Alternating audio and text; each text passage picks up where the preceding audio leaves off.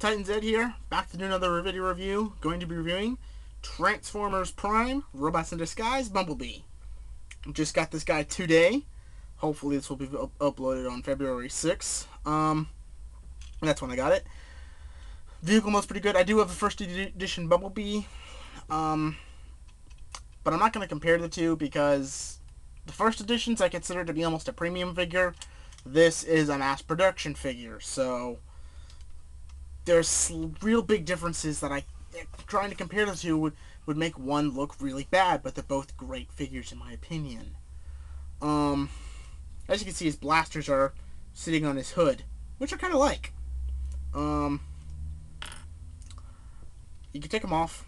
Leaves a big peg hole there. It's a pretty cool figure. Luckily, his windows are a lot darker this time, and when you look inside, and I'm having gap issues with mine, at least on one side. When you look inside, there's a lot of bits in there. You don't see his arms like you do in the first edition Transformers Prime figure. That little part of that Bumblebee drove me nuts. So, yeah, but I have this one. I really like him. I don't think he's an incredibly bad figure. For, something that's mass-produced, is not a premium, a deluxe type figure. He doesn't have as many paint applications as the premium does. Like, he doesn't have his back taillights painted. He doesn't have his turn signals painted. Does have a nice clear blue headlights still. That's nice. He still has all his stripes, which is cool. So, this guy I really like. He does have opening doors. Now, they don't open like in the show. In the show, they open up.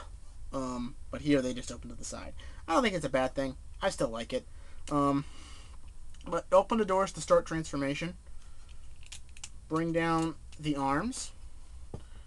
Bring the legs down. The legs, for the most part, almost transform exactly like the first edition Bumblebee. Except they don't have the window bits here on the back, which I enjoy greatly.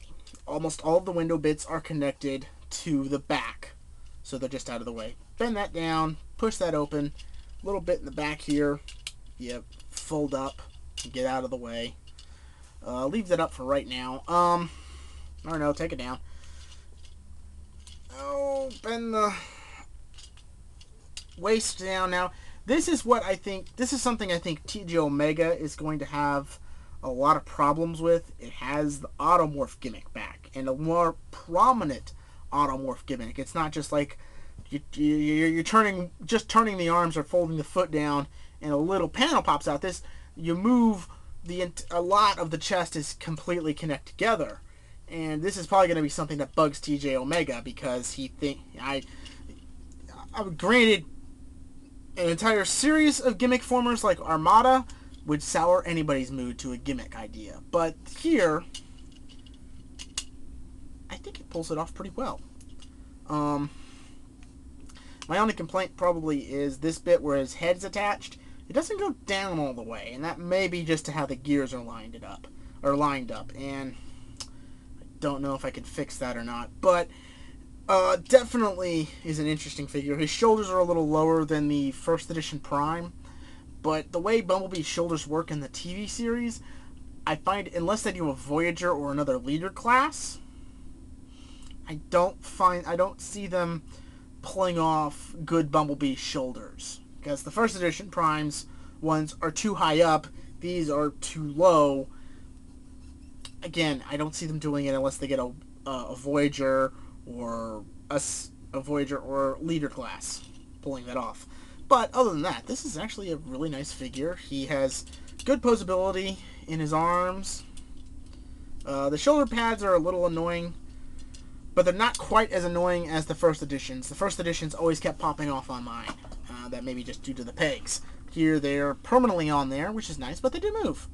They do move. That's something interesting. I like that they kept that little feature in. His arms do go forward. They get a look. Not sure. Yeah, now I see. No, he's not getting caught on that. What is he? His arm's getting caught on something in the toy. It must be the flash molding. But yeah, it gets caught, but again, this is a mass-produced version, unlike the first editions, which were a little more rare. and are even more rare because they're now not on shelves. Again, so yeah, this figure is not bad. His blasters, gotta set them down for this, come apart.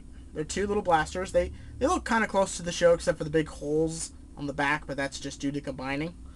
Now, the instructions officially tell you to put them in his hands, both in the combined version and in the separate version, which makes no sense. This next little bit I'm about to tell you is much different. I mean, you can see that's a round peg, right? You're expecting a round hole on the arm to put it into. Not so much. That's where it goes. Square peg. I'll let that sink in for you, people. You're putting square hole, sorry. I keep forgetting to do that. Sorry. Round peg, square hole.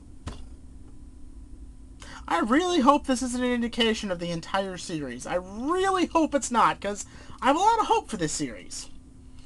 But they do fit in. They do fit in despite that fact. There's a lot of friction in there, so they hold in pretty well. All in all, this isn't a really bad figure. It's not a first edition. First editions are much different. I hold a different standard of the first editions than I'm going to hold to these figures. So, that's pretty cool. Also, anybody who has doubles of a first edition RC, first edition Cliff Jumper, and a first edition Bulkhead,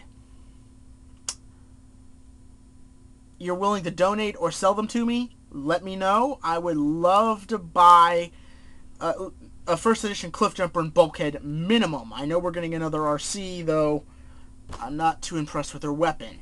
But yeah, tops on my list are Cliff Jumper, Bulkhead, RC.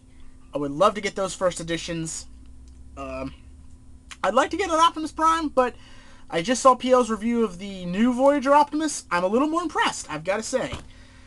I do have to start investing in a red Sharpie, though. But that's neither here nor there. Also, just to let you guys know, I do have a Facebook channel. I'll be posting it down here in the description bar or wherever the heck YouTube will put it in the near future. I'm sure they're going to change up the design again soon. But yeah, if you want to have a Facebook account, I have a Facebook account. It's just a regular account. I have a lot of my friends that I know from high school, work.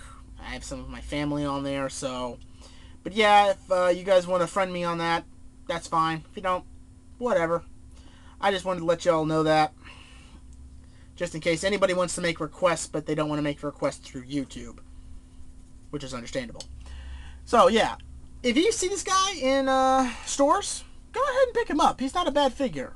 He's got his problems, but overall, I like him.